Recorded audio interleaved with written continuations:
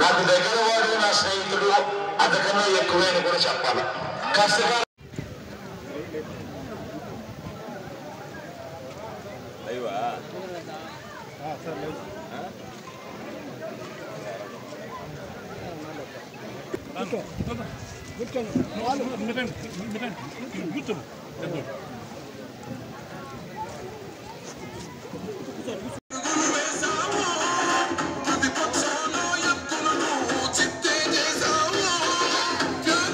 మాట విగ్రహాన్ని ఎక్కడ పెడదామని అడిగాడు.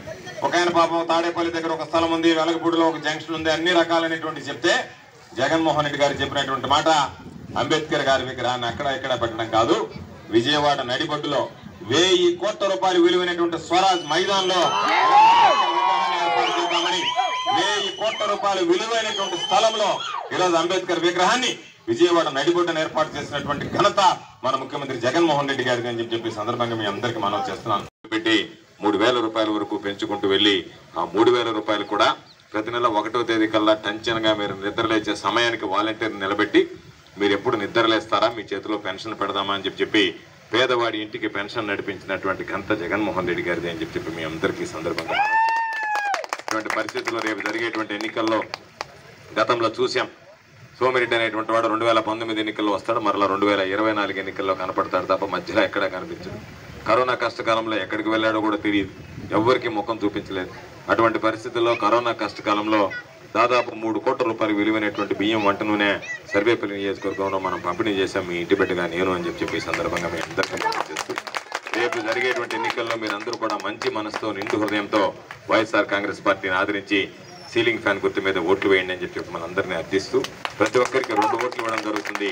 మొదటి ఓటు తిరుపతి పార్లమెంట్ అభ్యర్థిగా పోటీ చేస్తున్నటువంటి గురుమూర్తి గారిది, 2వ ఓటు వైఎస్ఆర్ కాంగ్రెస్ పార్టీ సర్వేపల్లి నియోజకవర్గ శాసనసభ అభ్యర్థిగా పోటీ చేస్తున్నటువంటి మీ ఇంటి బిడ్డనైనటువంటి నాది అని చెప్పి మీ అందరికీ సుదీర్ఘకాలంగా అపరిష్కృతంగా ఉన్నటువంటి నాన్ ఫిషర్ మ్యాన్ ప్యాకేజ్ ఏదైతే ఉందో మహానేత రాజశేఖర రెడ్డి గారి హయాం నుంచి పెండింగ్ లో ఉన్నటువంటి నాన్ ఫిషర్ మ్యాన్ ప్యాకేజీని అందించాం.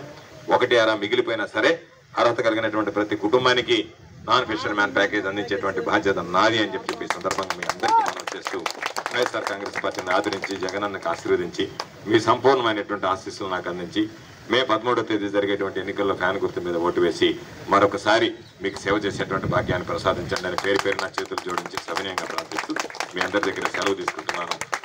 వ్యవసాయానికి గౌరవాన్ని గుర్తింపుని తెచ్చినటువంటి వ్యక్తి ముఖ్యమంత్రి జగన్మోహన్ రెడ్డి గారు. ఎన్నికలకు ముందు రకరకాలైనటువంటి హామీలు ఇవ్వడం, ఆ హామీలను నెరవేర్చకుండా గతంలో చంద్రబాబు నాయుడు గారు మోసం చేయడం జరిగింది. ఈరోజు వాటన్నిటికీ భిన్నంగా రైతులకు సంబంధించి రైతు భరోసా 12,500 ఎక్కడ 4 విడతల్లో 50,000 అందిస్తానని చెప్పినటువంటి ముఖ్యమంత్రి గారు చెప్పిన దానికన్నా మిన్నగా 12,000ని 500ని 13,500కి పెంచి 4 విడతలను 5 విడతలను పొడిగించి 67,500 రూపాయలు వ్యవస్థలో మార్పులు తీసుకొచ్చాం, సంస్కరణలు తీసుకొచ్చాం. దాని ద్వారా రైతు భరోసా కేంద్రాలను ఏర్పాటు చేశాం.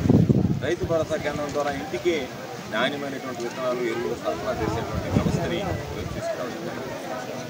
రైతులకు సంబంధించి ఎప్పటికప్పుడు గిట్టుబాటు ధర కల్పించడంతో పాటు కేంద్ర ప్రభుత్వం ప్రకటించినటువంటి పంటలకు కూడా రాష్ట్ర ప్రభుత్వం చొరవ తీసుకుని ముఖ్యమంత్రి జగన్మోహన్ రెడ్డి గారు గిట్టుబాటు ధర ప్రకటించినటువంటి అంటే ఈ రోజుల్లో ఇటువంటి పరిస్థితుల్లో మనం అందరం ఆలోచన చేస్తున్నటువంటి నేపథ్యంలో ఎన్నికలు వచ్చినటువంటి పరిస్థితిలో ఈనాడు పత్రికలో ఏదో ఒకటి ఈ ప్రభుత్వం మీద విషయం చిమ్మాలనేటువంటి ఆలోచనతో రామోజీరావు రకరకాలైనటువంటి రాష్ట్ర రాయడం, అందులో భాగంగా ఈరోజు జగన్ ఏలుబడి బలిపీఠంపై సాగుబడి అని చెప్పి వార్త రాయడం.